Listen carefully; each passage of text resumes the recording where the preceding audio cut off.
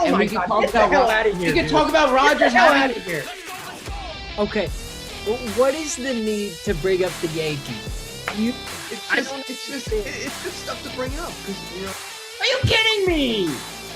Come on, dude! This came out of nowhere! not.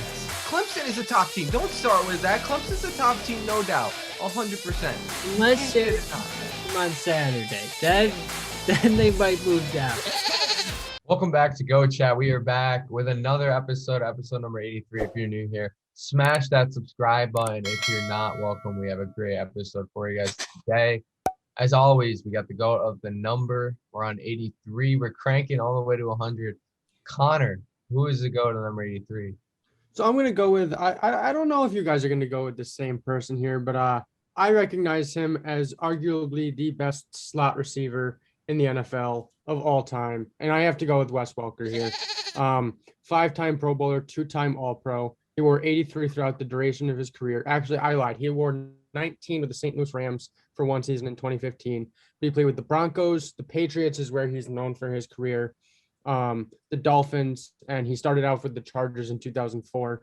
903 catches in his career, almost 10,000 yards, 50 touchdowns. He's a player who, unfortunately, I believe could have been extra mentally better if it wasn't for concussions. He was definitely known for concussions, being that slot receiver, being that small 5'9", 185-pound receiver crossing over the middle for Tom Brady, ready to get hit. But, he had some great years. Had 1, 2, 3, 4, 5 seasons over 100 catches in a season, with over 1,000 yards in each of those seasons as a slot receiver. With Tom Brady, it's got to be Wes Welker here for me. I mean, talk about a guy who was on a Patriots dynasty and didn't win one ring.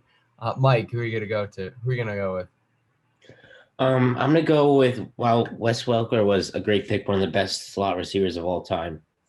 I'm going with Ted Hendricks here. He was a linebacker for the Baltimore Colts and the Green Bay Packers. 8-time Pro Bowler, 4-time All-Pro, 4-time Super Bowl champ, Hall of Famer of the 1970s and 1980s team. He was just really just a fantastic linebacker.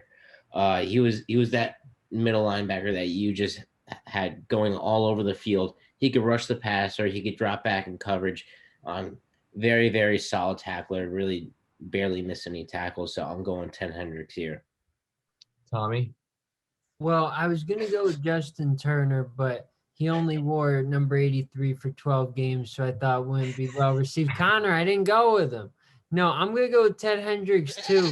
Like you said, Mike gave all the stats and everything like that, but he's a Hall of Famer, 8-time Pro Bowler, 4-time All-Pro, and like you said, played with Baltimore and Green Bay for 1 year, but he spent the majority of his career with the Raiders, and that was 9 seasons. So, put together a really good career, and gotta go with Ted Hendricks, although Justin Turner was tempting, but, Well, I'm going to have to agree with Tommy and Mike here. I'm going to go with Ted Hendricks. Talk about that. Him on the Raiders definitely made his career. That defensive piece on that brutal Raiders defensive line back in the day. Like you guys said, 4-time Super Bowl champion, 4-time All-Pro, Hall of Fame player, and he was on the Hall of Fame All 1970s team and all 1980s team, just an all-around defensive beast. While Wes Welker was a good player, Ted Hendricks is just got to be the go to the number 83 here. What an incredible player. Tommy, Justin Turner. Yeah. I mean, come on. but no. Hey, I can go into it if you want. I'll go in depth. No, that's fine. Go into the fact that he came onto the field during the World Series when he was diagnosed or when he was tested positive with COVID. You want to go into that, Tommy? That's your go to the number 83. Cotter, I would like to say there's a terrible moment, and I'm not condoning that in any way. You know what I'm saying? He's put together a good career. 294 lifetime hit. No. Stop. I don't want to hear. I didn't pick him, Cotter. I don't want to hear his stats. If you want to give me stats, give me his stats when he wore number 83 for 12 games. I will. You even have him. I don't care. I do. He had 3 hits, 3 RBIs, and he hit 167. Well, that wraps up another great go to the number. It's not a go to the number without Tommy giving a baseball name, whether it's a good one or not. So we're gonna head into our next segment and be on with this episode. Welcome back to Go Chat. We're here with a little NBA segment, gonna be on the quicker side. We're already so close to the play-in tournament. Play-in tournament's later in May. I want to say May 19th, but I could be wrong. Anyways, we're getting to the nitty-gritty. It's time to give who we think is the hottest teams in the NBA. We did MLB last week. Might as well do NBA this week. Connor, I'm going to throw it to you first. Who do you think is the hottest team in the NBA right now? You know, there's a lot of great teams streaking. The New York Knicks have won 8 straight. The Washington Wizards are getting hot. You know, Mike might have called that. I still don't think they've got it in them. You know, there's still some really good teams there fighting towards those spots in Toronto and Cleveland and even Chicago. I mean, call me crazy, but no, I have to go with Golden State, who's right now sitting at the 9 seed in the Western Conference. But you know, they're 7-3 over the last 10 games, and I mean, Stephen Curry's just been absolutely incredible. I mean, through the month of April, he has had one game under 30 points. He went from being 5th in NBA scoring to 1st through the month of April. What he's doing for Golden State and how he's able to bring this team back into playoff contention with really a subpar group around him. I mean, Klay Thompson isn't there. Draymond Green is playing good, but I mean, Kelly Oubre, who I thought coming into the year would have a great season, really isn't living up to that. You know, James Wiseman went down with an injury. So Golden State, they're streaking here, and you know, they're sitting at 9th. They're only 3 games out of 6th right now with Dallas there. So, you know, they keep up this hot start towards the end of the season, they could be sitting there in the 6th spot playing against potentially the Clippers in the first round, which obviously is a tough matchup, but the Clippers choke in the playoffs. So I'm going to go with Golden State as the hottest team in the NBA. Tommy? I'm going to have to disagree, but I think it's a great pick. I'm going to go another way. I'm going to go with the Knicks. They've won 8 in a row as we're recording this, and I believe that they play tonight as well. So it could be 9 in a row, but they're on fire right now. And what Julius Randle and Tom Thibodeau have been able to do to help lead this team is outstanding. You know, in their last game against Atlanta, Randle had 40 points, 33 a couple games before. So he's playing really well. And, you know, he's helping lead this team 4th in the Eastern Conference, I believe. Is that correct? Yeah. So, I mean, you know, it looks like they're going to make the postseason unless something, you know, crazy happens. And, you know, I'm happy for the Knicks. It's their time. And, you know, they're the hottest team right now for me. And Mike? You know, a lot of viewers would think I would go with the Wizards here. And while they are extremely hot and they're looking like they could make the play-in tournament with Russell Westbrook playing a lot better.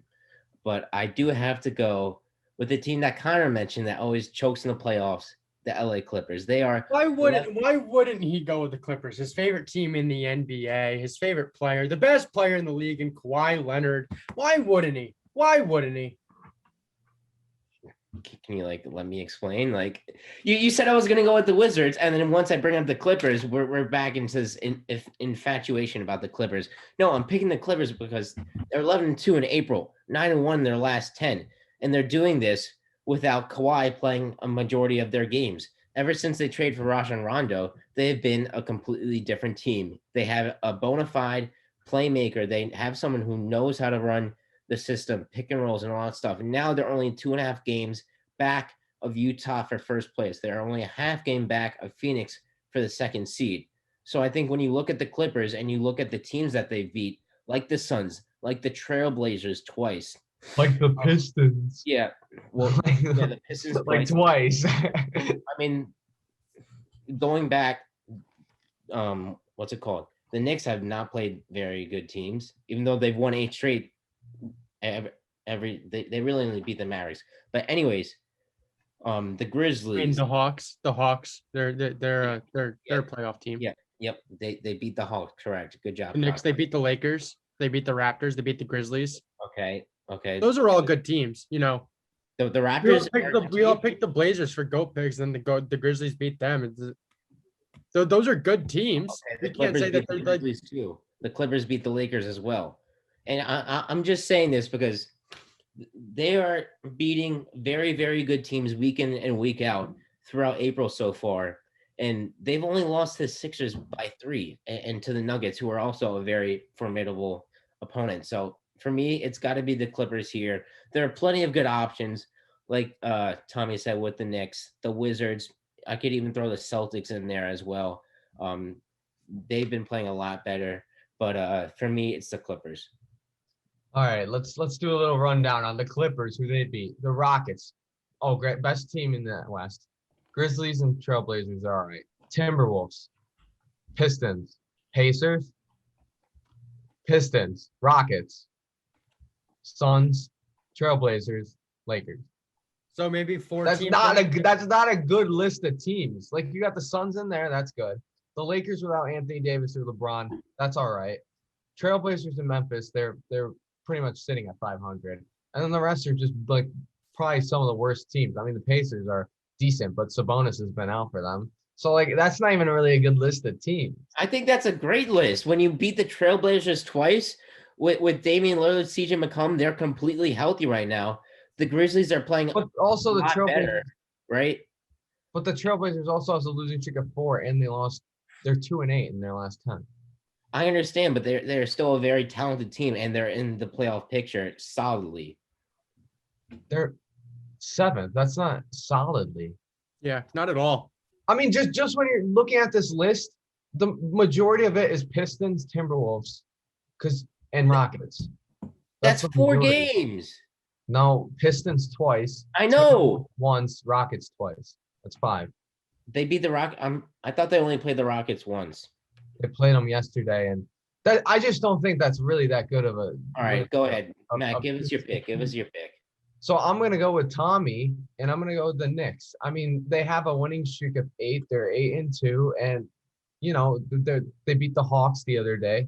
That was a great game. I picked the Hawks. I didn't. I don't believe in the Knicks. I personally don't like the Knicks.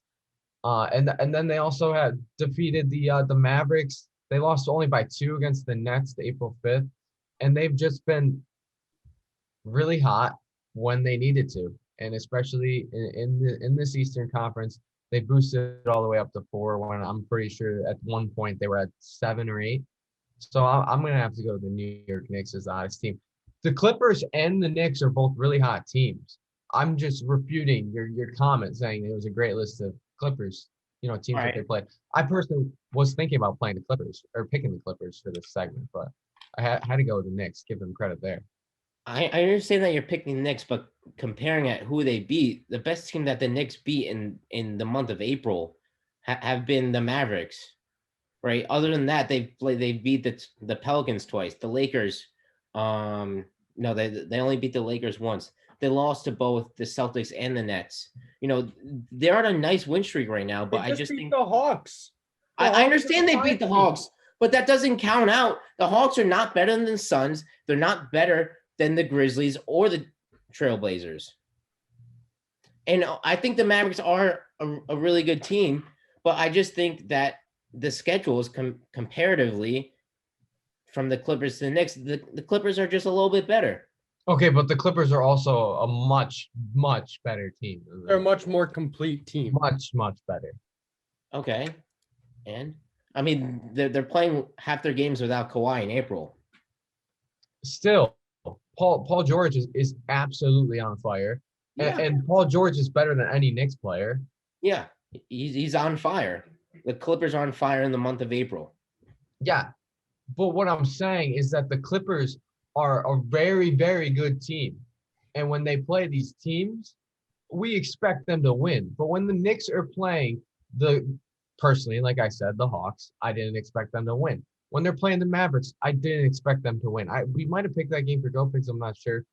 But when they're playing the Lakers, even without Anthony Davis or LeBron, am I expecting them to win? I'm not really sure.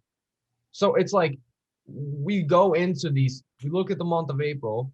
This is like last time with the Dodgers and the Red Sox. I'm expecting the Dodgers to defeat these teams. They were playing an easy cakewalk schedule at that point. And when we're looking at the Clippers, I expect them to beat those teams. I mean, come on. It's the freaking Timberwolves and the Rockets and the Pistons. and Pacers without Domantas Sabonis. I mean, those teams are easily beatable, especially with a talented team like the Clippers. It's just they did beat the Suns. I'll give them credit there. That's a great win. I just don't see how, that their schedule.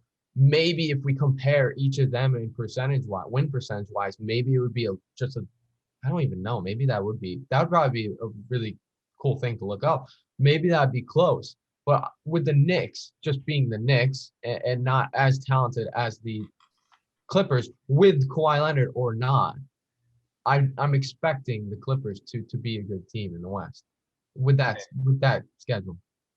I see where you're coming from, but if you personally, I think the Knicks are a really, really solid team. And if you don't think that they should have beat the Lakers like you weren't expecting to, or I like the Mavericks thought or that like would be the close. Pelicans or stuff like that, I think you're just underrating the Knicks at that point. They have the best defense in the league, and while they might not have the plethora of playmakers that the Clippers have, they're still a really solid team and can win any given game just based on their defense. They do, but I just don't think that they would line up. I didn't think that they would line up well against the Mavericks because of how hot Luka Doncic was playing. And Kristaps Porzingis, obviously, I think he came back recently, especially with an injury. So I just thought that, they would have won that matchup. I'm not saying, listen, I have been underestimating the Knicks. I mean, come on, it's the Knicks, what am I expected to do? But when they're coming out here and they're playing like that, they're on an 8-2. They're on a winning streak of 8, absolutely killing it in the month of April. I'm gonna have to side with the Knicks and side with Tommy in this segment. Which I mean, all three are great picks. Yeah. Warriors too, or the Wizards too. All four of those teams are great picks. All right. Well said. I don't think there's much more to say on this segment. We had a nice conversation. Tommy and Matt with the Knicks, me with the Clippers, Connor with the Warriors. But anyways, great segment. Let's swing it into our Go picks right now.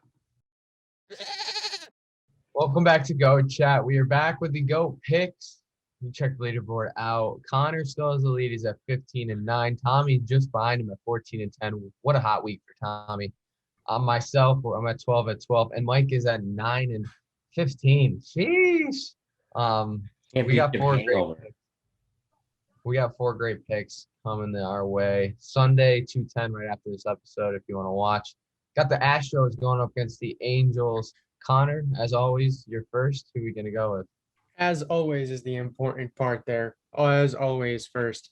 No, I'm gonna go with the Angels here. It's Dylan Bundy versus Lance McCullers on the bumps, and I just think Dylan Bundy can outpitch Lance McCullers. And obviously, the A's have been hot, and Shohei Ohtani, the two-way player, he's really smacking the crap out of the ball, and I think him and Mike Trout together are a really good offense. So yeah, I got to go with the Angels here.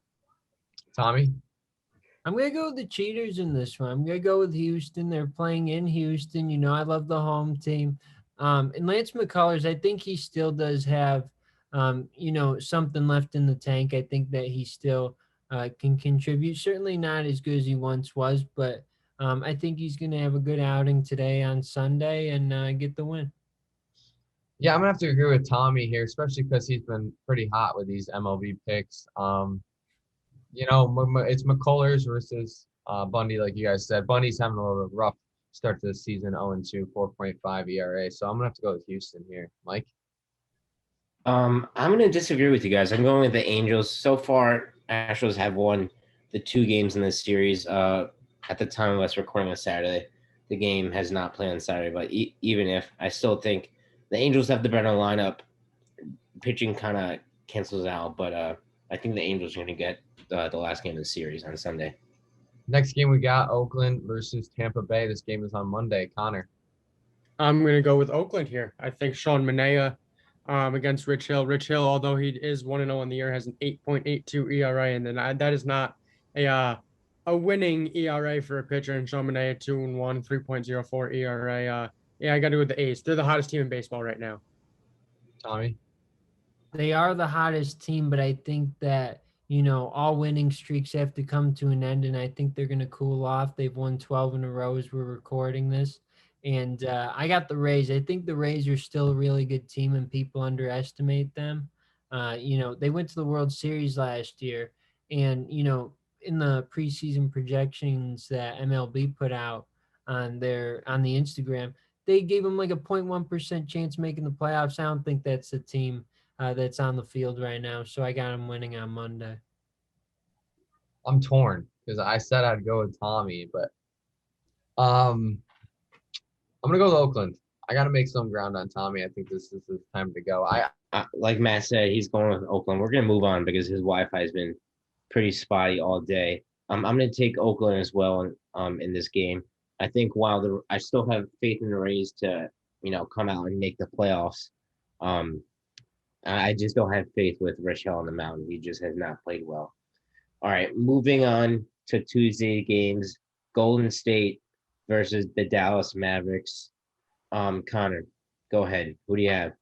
I got to go with Golden State here. I just think they're really hot right now. Stephen Curry is playing absolutely out of his mind, so I got to go with Golden State. Tommy, what about you? Who do you got? I'm going to agree. I got to go with the Warriors. Like you said, Connor, they're playing really well right now. And I think they're going to win this one. Gosh, this is a really tough one because I think these are two really evenly matched teams. With Kristaps out, I don't know how Dallas is going to fare in this matchup, even though he hasn't really been playing to the best of his ability. I think I'm going to take Golden State here, and Matt is going to take Dallas as well, as he just informed me. All right, moving on to Wednesday. We have the two top teams in the West Division, the Colorado Avalanche and the Vegas Golden Knights. Two of the best teams in the NHL. Connor, who do you got? I'm going with Colorado. You guys know I don't know hockey, so I'm just going to throw a team out there. All right. Tommy, what about you? Yeah, I'm like Connor. I don't really know hockey either, but I'm going to go with Vegas here because I just think, they're a cool team. They're a new team, right? So, nothing behind that. Just I'm going to go with Vegas. All right. Matt just told us that he's going with Colorado. He loves Cable Car McCarr. That's one of his favorite players in the year. I can tell you that. This is, once again, fantastic matchup. Really tough matchup. But I'm going to take the Golden Knights just to make up some ground on Connor here. I was a little tentative to take out on the last one with the Warriors with how hot Steph is and how bad Dallas's defense is. But yeah, I'm gonna take the Golden Knights here. And we got some nice competition here. We don't got any 4-person sweeps like last week with the Blazers and Grizzlies. But anyways, that wraps up our GOAT picks. We hope you enjoyed. Stick around for our last segment of GOAT of the Week. Hopefully Matt will be back then, and we'll see you in that segment. Welcome back to GOAT Chat. We are now here with the GOAT of the Week segment. I did win last week with the Masters champion, Hideki Matsuyama. Great win. Thank you guys all for voting. I knew you guys would pick the right guy. Get me one step closer back towards Matt in this long haul back towards the top. Matt, I'm going to throw it to you here first. Our GOAT of the Week champion, I guess we could call you. Who's your GOAT of the Week? Long haul is just going to get longer at this point. I'm going to go with Jacob deGrom. He had a complete game shutout, 15 strikeouts and 1 RBI. And then he also set a Major League Baseball record for most strikeouts over the first 4 starts of the season with 50, passing Shane Bieber of 48, who actually had 48 this season, which is kind of great. And Nolan Ryan, 48 in 1978. It's got to be Jacob deGrom for that performance against the Nationals on Friday. Mike, you were asking if you could buy Jacob deGrom off Matt. So why don't we throw it to your pick? Matt offered. He said, I have a price for Jacob deGrom. And you went $1 or $2? Listen, it was a tough buy, I guess, but big props to Matt. He got, unfortunately, I picked my GOAT of the Week before that game finished. So, I wasn't like computing in my head, Jacob deGrom and all that stuff. But fantastic pick. Honestly, he should definitely win it because he's just a robot of a pitcher. Anyways, hopefully I can connect with the Knicks fandom right here. Listen, Jaden, Dane, whoever, all the Knicks fans out there, okay? He's not even a Knicks fan, he's a Lakers fan. Look at the pen. I got it, Tommy, okay? Listen, I'm going with Julius Randle right here. He's leading the Knicks to an 8-game win streak. He's gone from one of the most hated players in Knicks history last year to one of the most loved players in Knicks history. He has scored over 30 points in the past week 3 times, over 40 points twice, and the Knicks are just winning basketball games because of Julius Randle. He's 100% the GOAT of the week here. Okay, well, I mean, Tommy went with Julius Randle a couple weeks ago, and he won. So you're just trying to feed off of Tommy's success. I see where you're standing. No, Mike. Any way to get a win, Tommy? Give us your that's GOAT of the week. why I picked Julius Randle. Or else I would have picked Spencer Knight. Anyways. Okay. Well, I think it's a great pick. I think Matt Cain has a tremendous pick. I would have liked to have gone with Jacob deGrom 100%, but I'm going to go with Byron Buxton. Probably not going to win, but he's incredibly underrated. What he's doing in Minnesota right now is outstanding. I'll give you his numbers for the past week: 2 home runs, 6 RBIs. He's hitting .429 in the past week with 12 hits, 4 runs scored. He's hitting .426 on the season as well, with 6 home runs and 11 RBIs and a stolen base. And he's just tearing it up out there. One of the best players through the first month for sure. So I got to go with Byron Buxton. And to wrap it up, I'm going to be going with Giancarlo Stanton. Stole him right from Tommy this morning. It's terrible. Yeah, 2 long home runs. How fast those balls got out of Progressive Field yesterday was absolutely insane. Maybe the spark that the Yankees need to start getting it turned around is Stanton hitting the ball and Rougned Odor hitting absolute moonshots. I mean, who would have thought I'd be saying that for the Yankees? But nah, Giancarlo Stanton, I think, had himself a day yesterday. May not be GOAT of the week worthy when I'm going up against Jacob deGrom here, but definitely Giancarlo Stanton is definitely one of the GOATs of the week. All right, well, that kind of wraps up a nice GOAT of the week segment. We had a good episode today, a little short of it episode. But anyways, as always, follow, subscribe, hit up all our socials. Please follow us there. We post a lot of content there as well. And we will see you in the next one.